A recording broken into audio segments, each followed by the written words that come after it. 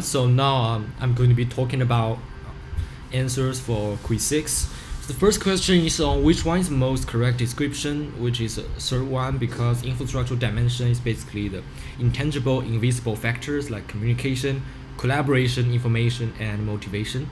So you can remember this by thinking and remembering the analogy that infrastructural dimension basically is computer software and structural dimension is basically the hardware, so it's easier for you to memorize. The second question is pretty straightforward. When we're talking about location, we're basically talking about configuration. This is just vocab kind of a question, so answer is B. And now true and false.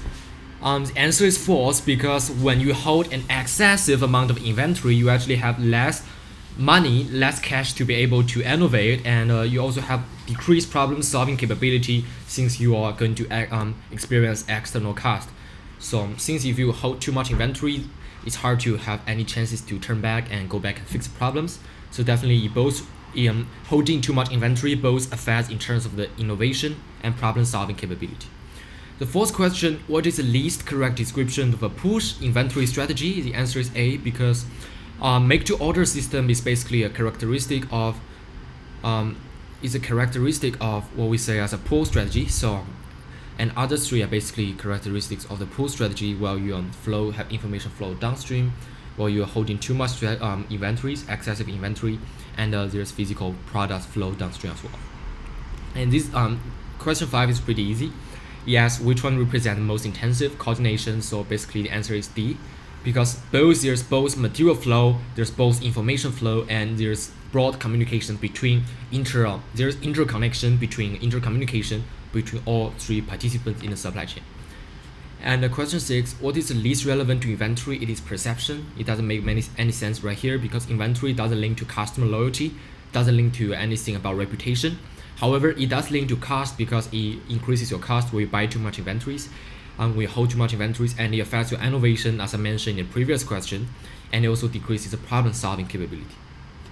And this question 7 asks, what is the point A? Is mass customization while you're increasing the volume and increasing customization at the same time.